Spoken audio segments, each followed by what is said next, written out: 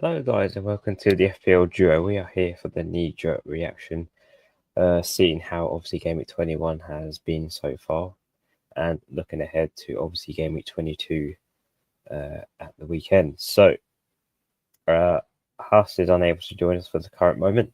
He may join us later on in the stream. He may not, but I'm sure he'll try and make an appearance in his Kneejerk reaction, which, judging by his points, he's had a very good game week, and his overall rank as well has been quite an improvement. So before we get into this video, guys, make sure you give this video a like, subscribe for more, and leave a comment down below if you wish. So let's begin with obviously Huss's team and see how well obviously his team is done, and judging by the points as I mentioned, he's done pretty well.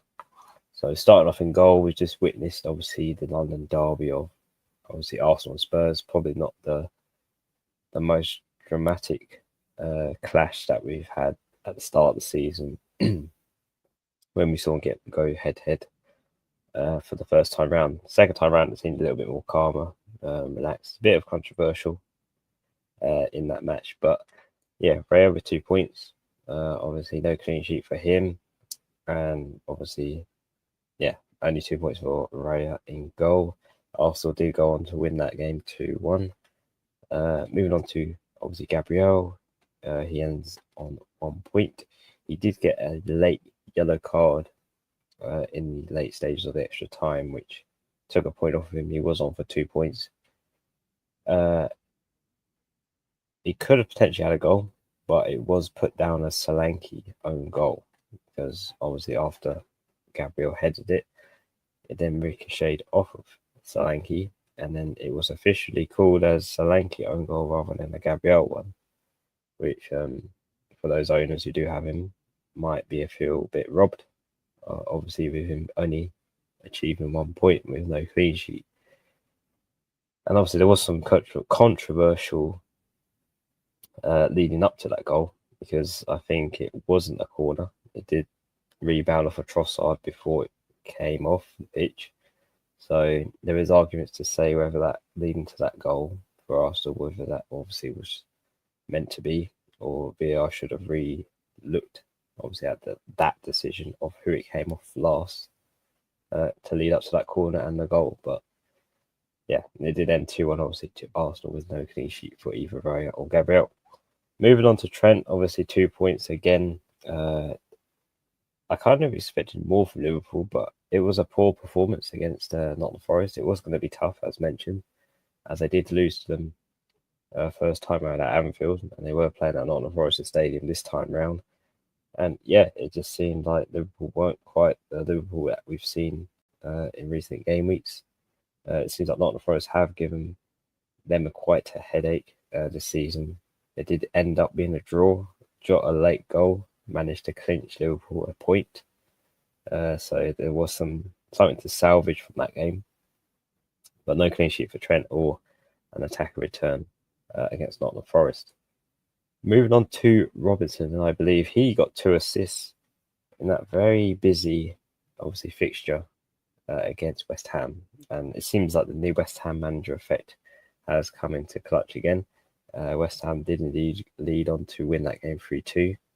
So I think the fact that Robinson got 8 points with the 2 assists and also got a bonus point despite Fulham losing that game is quite impressive. So yeah, Robinson did pay off despite not having a clean sheet and getting 2 attacker returns, which made up for it in the end. Moving on to the midfield, and first player, obviously differential, Sarr has paid off. I believe that is an assist leading up to Mateta's goal in that Crystal Palace win over Leicester in that 2-0 win. And yeah, the differential that obviously has brought in has paid off already with 6 points. And yeah, so yeah, that transfer easily paid off with that 5% differential with Ismail Sarr. Moving on to the captain. So Haas did pick the right captain instead of Salah this week, who was his vice, and obviously Palmer did score.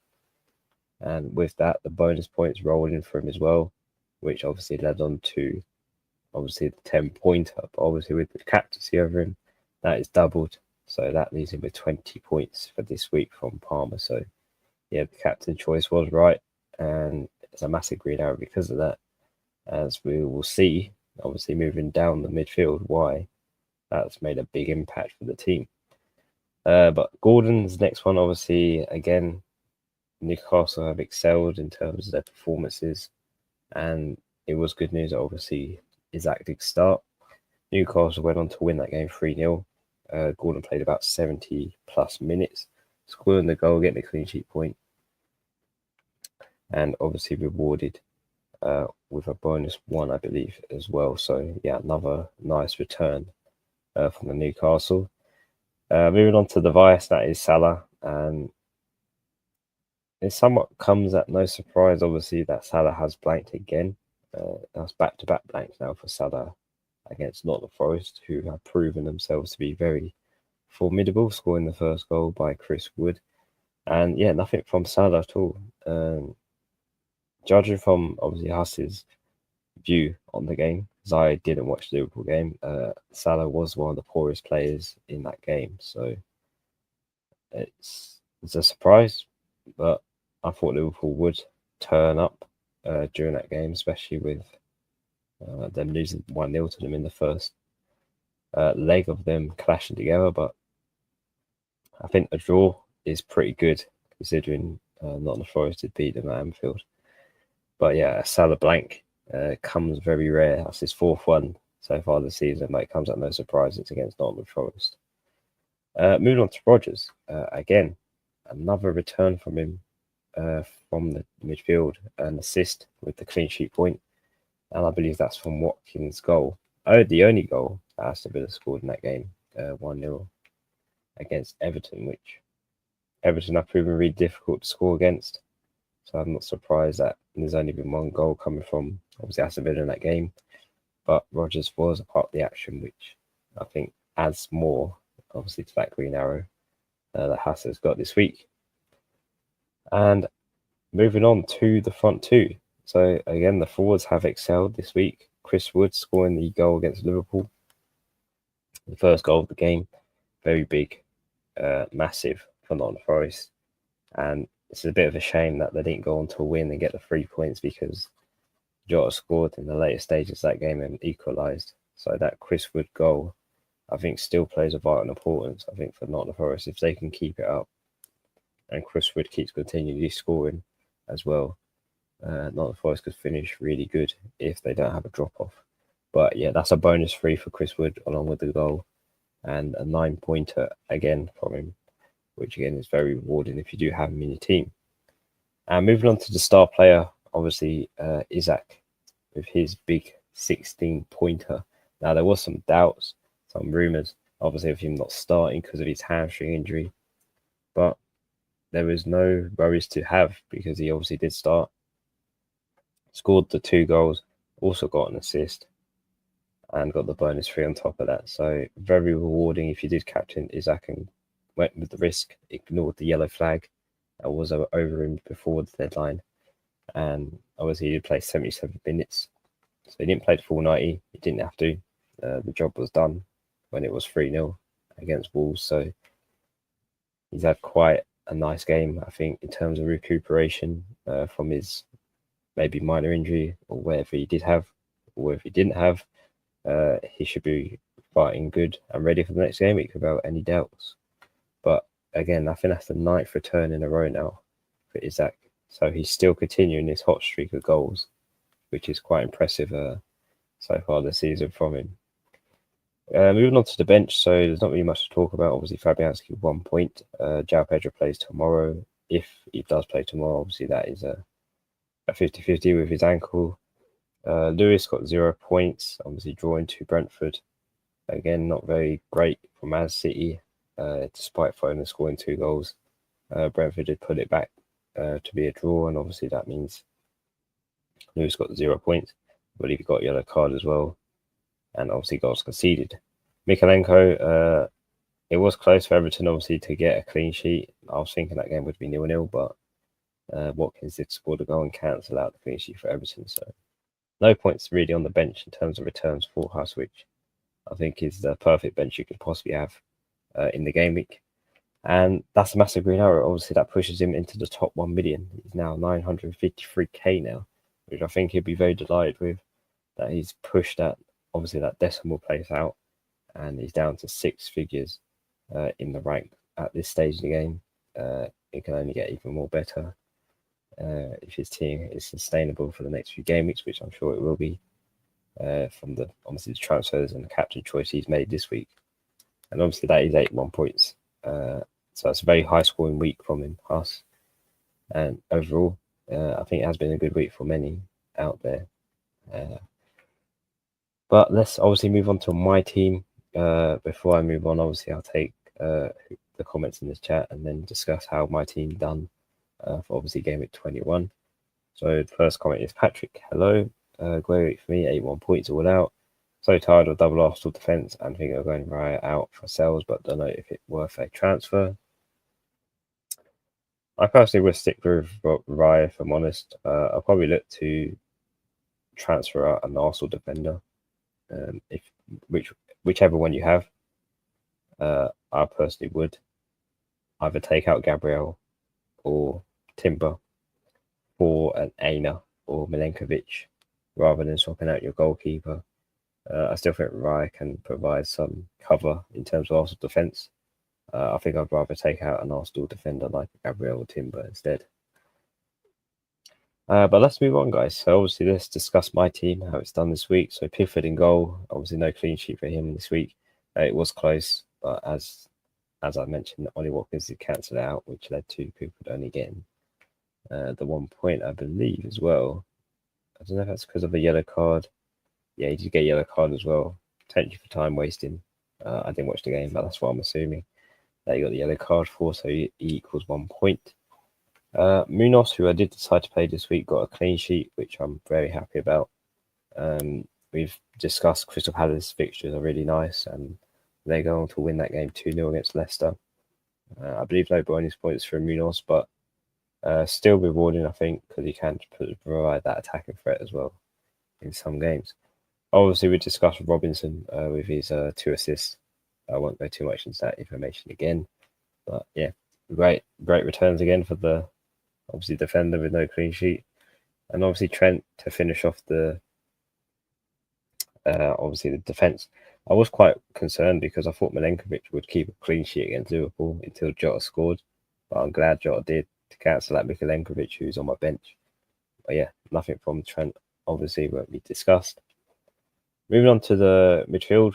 So obviously in Burma, who I did decide to play. Now, considering Brentford did score 2 goals, in Burma, surprisingly, wasn't a part of any of them. So yeah, I was kind of gutted. I was expecting Brentford to score in that game and potentially go on to win, and they almost did against Man City.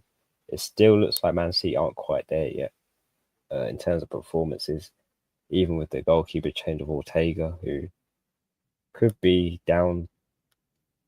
Obviously, Blaine responsible for the mistakes, but also the defence, I would say, is equally as to blame for obviously the man, obviously from Brentford scoring. But yeah, nothing from Boa, which is surprising. Quite weak from him with only 2 points. Obviously, Palmer scoring the goal in that 2-2 draw against Bournemouth. I was certain, obviously, that game was a bit uncertain behind over Chelsea and the way they've been in the last few game weeks. They haven't been quite the same Chelsea they were when they were on that good run of form. But yeah, they did manage to clinch a draw. I think Reece James scored very late on free kick to actually get the draw. So Chelsea could have potentially gone on to lose that game against Bournemouth if it weren't for obviously Palmer and Reece James scoring in that game. But obviously, spoken about Palmer, 3 bonus points, the goal was scored, and a 10-pointer there. Obviously, the captain's Salah didn't work out with only 4 points coming from him for blank. I still don't regret it. I said this before deadline. I don't regret captain Salah if he does blank, because it was always a possibility. But I just wasn't sure about Isaac with his flag, which I should have gone with my gut instinct and captained him anyway. But I wasn't sure whether he was going to start or whether it was worth the risk or not. But yeah, it's just the way it goes. It was expected against Nottingham Forest to be a tough game for the obviously Salah to score in. Moving on to Gordon, obviously 8 points on him. We discussed him. Moving on to the forwards, obviously Chris Wood with his 9-pointer against Liverpool. Massive. Raul Jimenez, only 1 point. Although he had very high goal involvement in that game. So again, I'm surprised. I think Jimenez is a bit unlucky to not have a goal or return from that fixture. But he also did play 90 minutes in that 3-2 loss, which was a very entertaining game on both halves of the team. But yeah, again, I still like having Jimenez as option on penalties. And obviously moved on to the man of the obviously game week, Isaac with 2 goals and 1 assist, who we've discussed about as well. Despite his flag, he did start, and yeah, very rewarding if you did captain him as well. That's 32 points and a very good game week for you, and a massive green arrow if you did, especially with Salah blanking.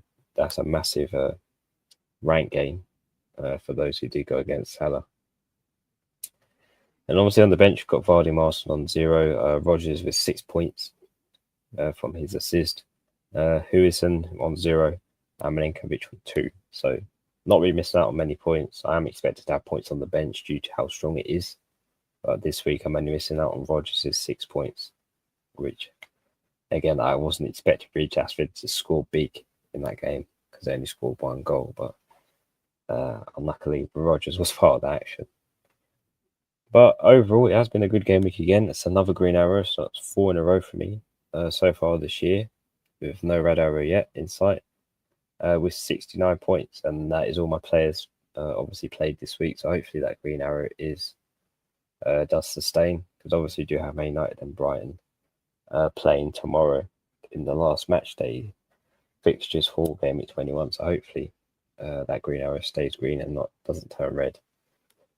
But yeah, it's still a good week, I think. The wild card so far has still paid off. Looking at it 2 weeks on, I'm still happy with the choices I made, decisions for the players, and yeah, quite happy with everything there is to be in terms of the team for Game Week 21. So with that out of the way, guys, with Game Week 21, obviously it's still continuing for tomorrow. Let's move on to see what Game Week, obviously 22, has in mind. So let me just switch over, guys, and I can show you what my team looks like.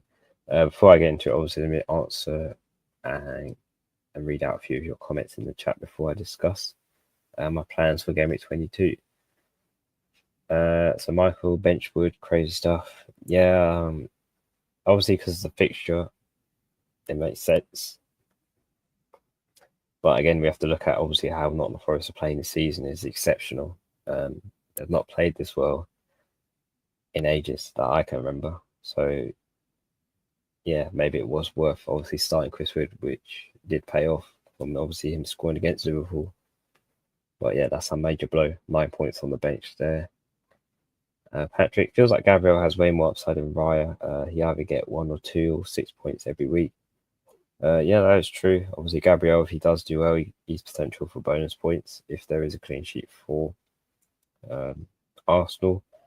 It's just so that you can get another defender in, if I'm honest, because bringing in Sells, obviously, the keeper, yeah, he'll get you clean sheets for Nottingham Forest.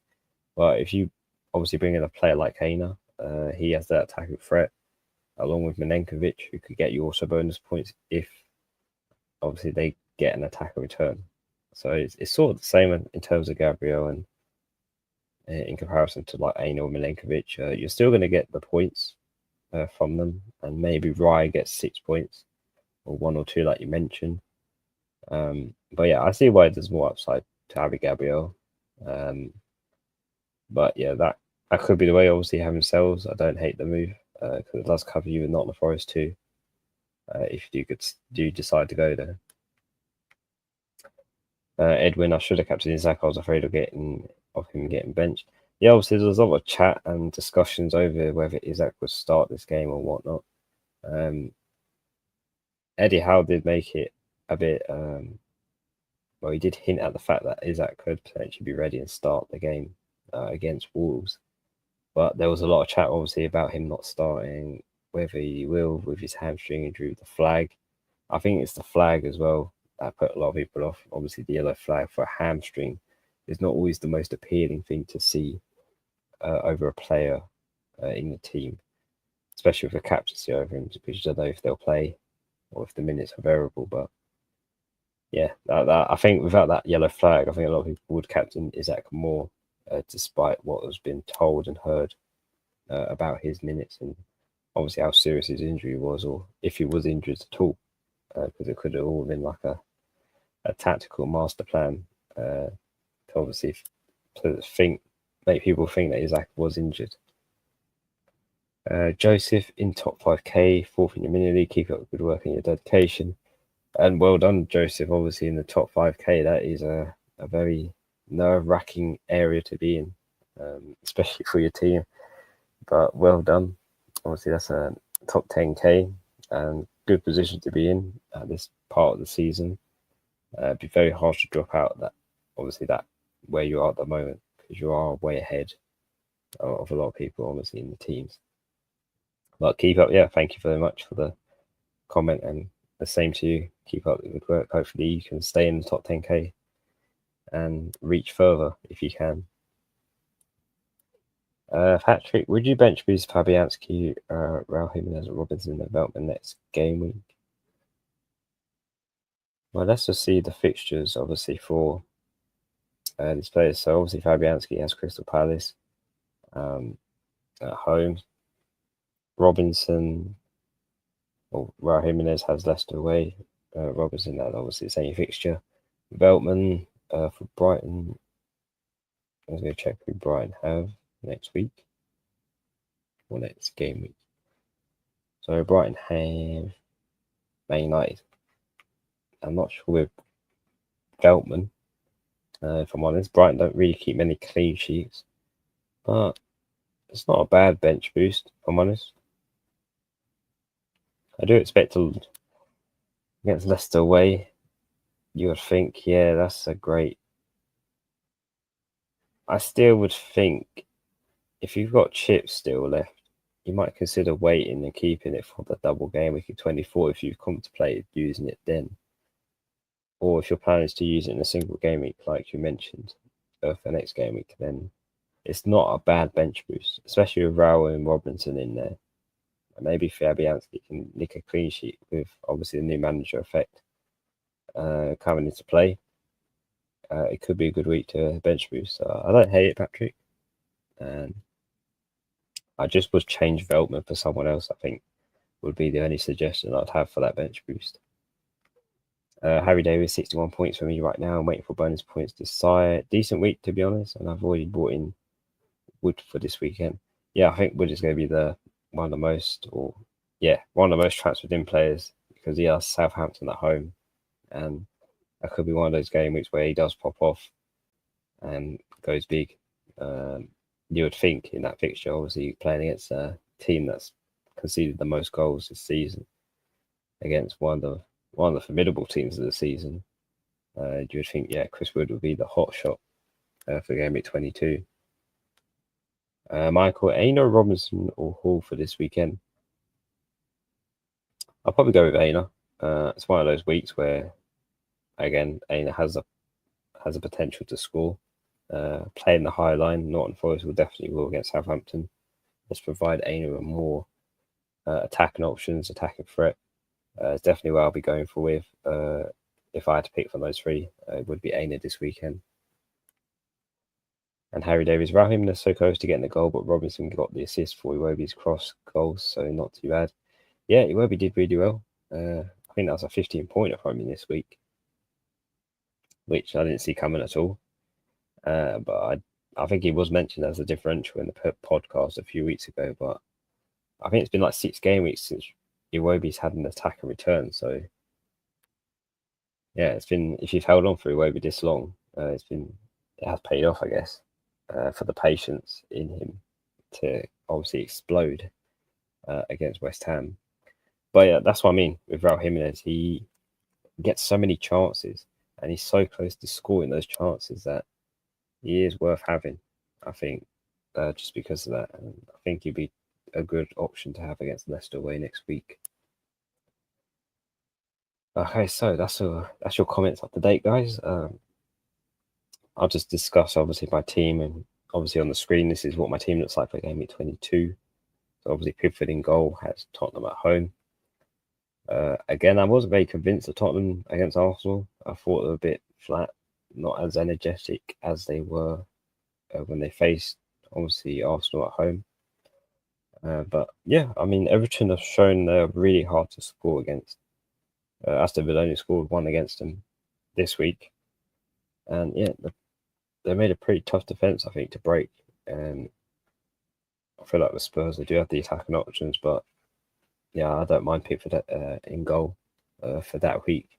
If he could put off a clean sheet, then yeah, that'd be great. Moving on to the back three, so there's obviously a switch. I've taken Munoz and put him on the bench, and obviously Milinkovic has taken his place. So obviously he's got Southampton at home, which is the better fixture, and alongside him is Robinson against Leicester away. Again, no brainer there against Leicester, who have struggled. Trent has got Brentford away. Maybe there is some redemption for Liverpool to bounce back after Nottingham Forest.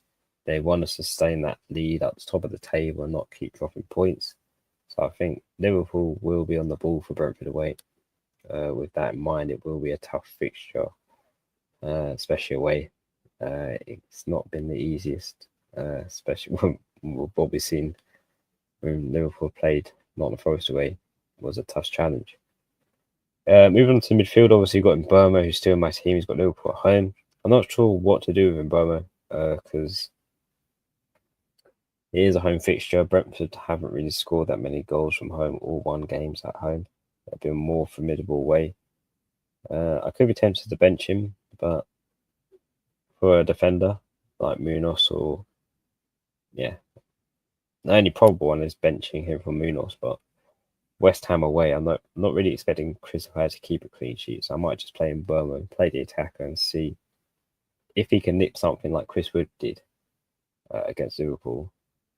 Then yeah, it could be worthwhile. He is playing against Trent though, so there is a bit of a clash there. But I'm still going to play Trent anyway because there is that option of an attack and return, regardless. So bit of a minor clash there, but I don't mind it. I'd rather have Burma score than Trent to keep a clean sheet. Palmer obviously has Wolves at home. He could possibly be a good captaincy option for Game Week 22. Obviously, we just saw he's out score 2 goals and get 1 assist against Wolves with a home fixture as well. Palmer has slightly tempted me to captain for next week, even though I've said Palmer captain Salah for the rest of the season. I might be swayed to go different just for this week, just because of the fixture comparison. Wolves at home looks much better than obviously Brentford away.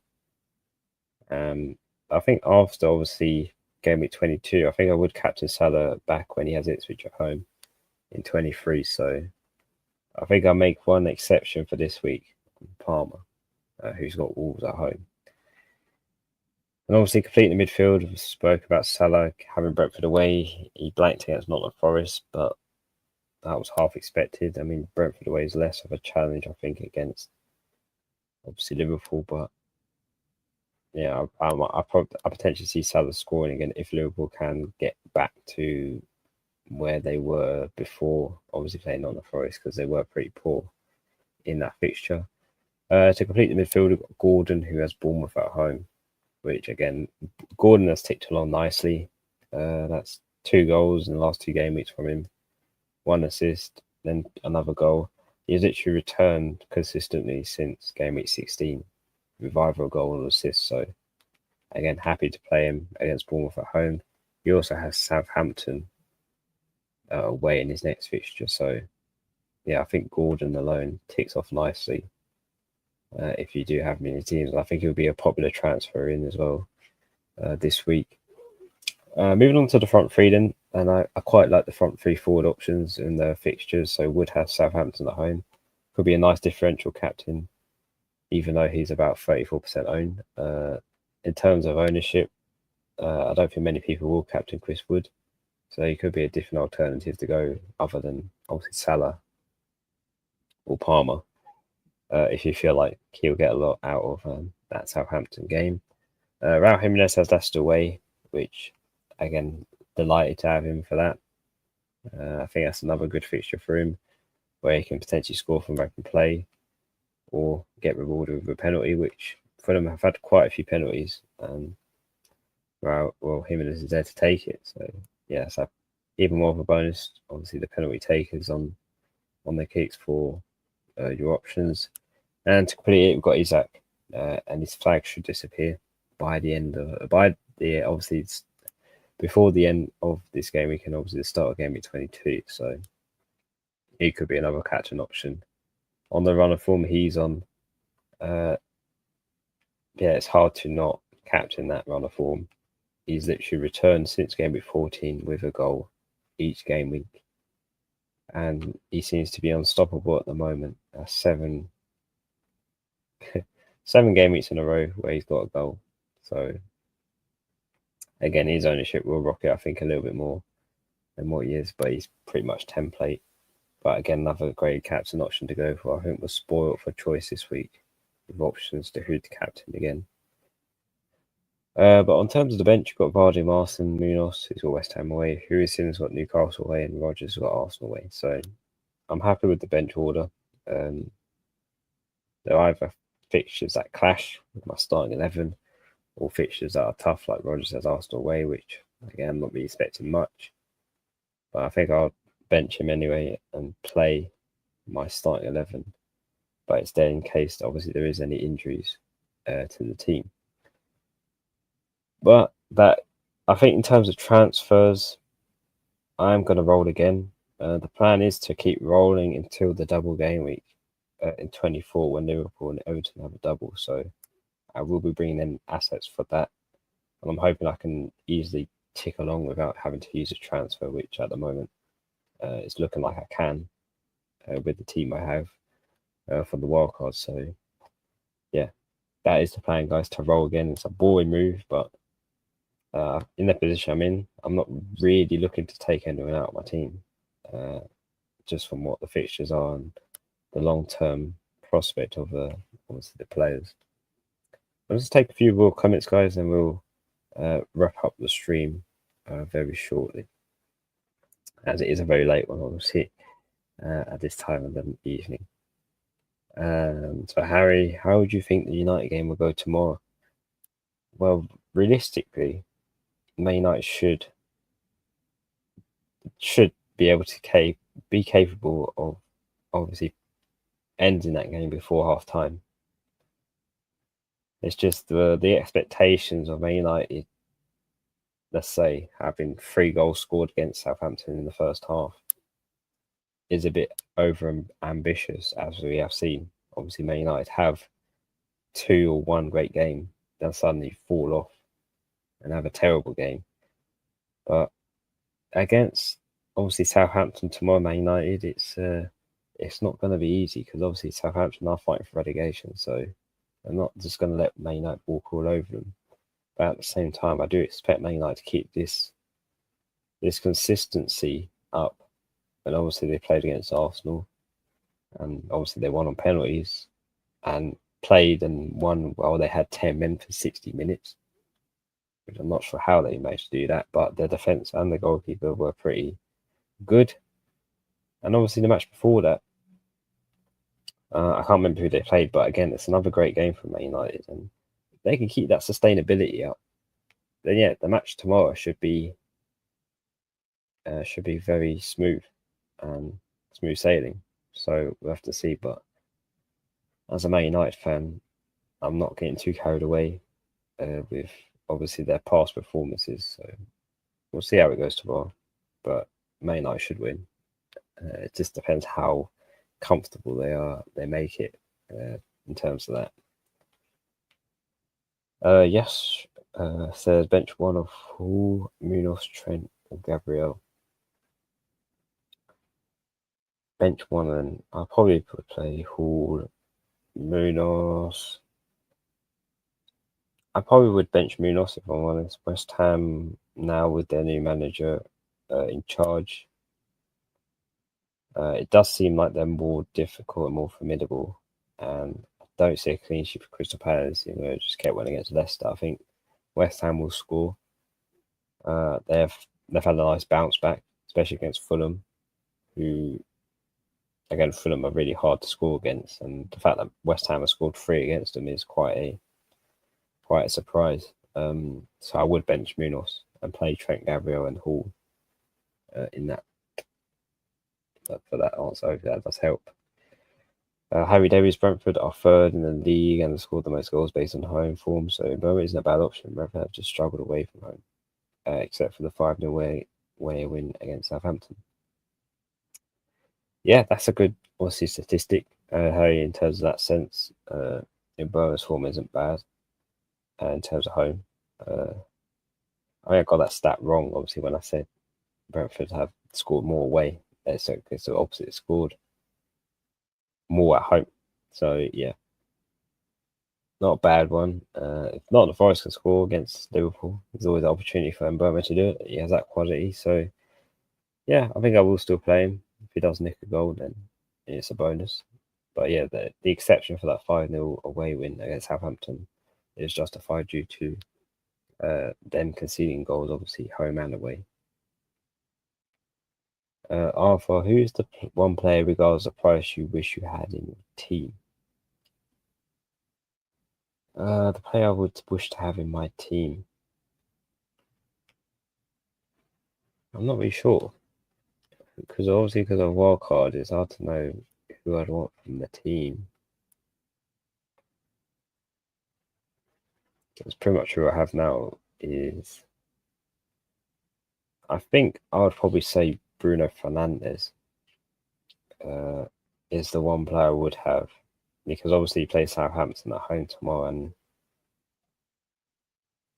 when obviously Man United do score goals, he's normally a part of the action in terms of whether he gets the assist or scores the goal himself. So it would be Bruno Fernandes, I think, for me, who would be the player regardless of his price I would have in my team for 1 week. No longer than that, though. Just a 1 week punt against Southampton at home. And how aggressively will you target Liverpool and Everton another game week? Well, my main focus, I think, is Liverpool assets. I've already got 2 already, so realistically, I only need 1 more. And I have looked towards looking to go for maybe Gakpo to complete the triple up on, obviously, Liverpool for that double game week. In terms of Everton, I'm not really looking for attacking options there because I've already got Pickford in goal as one of the, obviously, double game week players.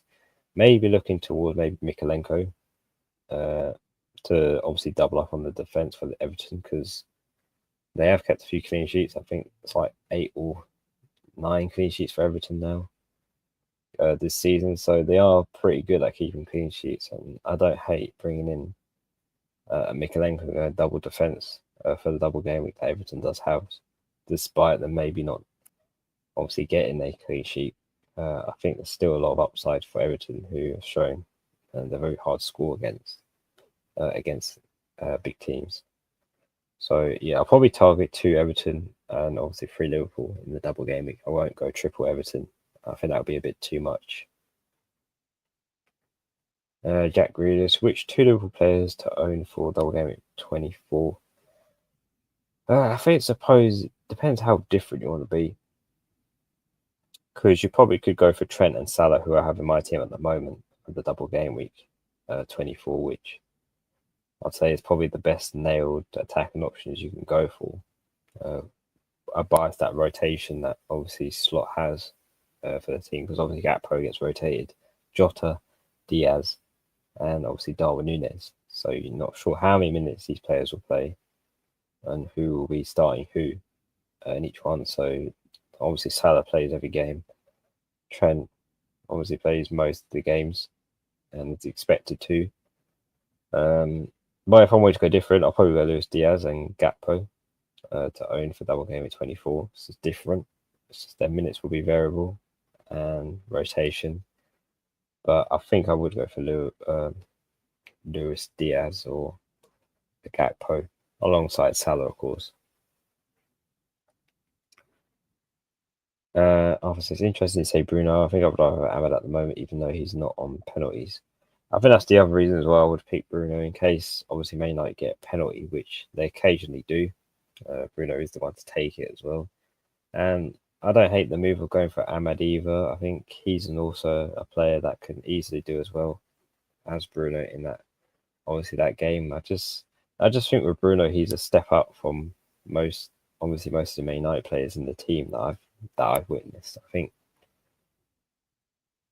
think Bruno's just that edged above most of the Man United players I've seen in the team. It's just the quality that he possesses in matches does get us the win at the end of the day. But Ahmed has shown also that he can get that winning goal as well. And if he continues, he could be another equally great option to have in your team. I agree with Mikalenko, but I'm worried about losing Sean Dyche. He's defensive specialist. Yeah, I'm quite gutted for Sean Dyche because he was doing pretty well for Everton.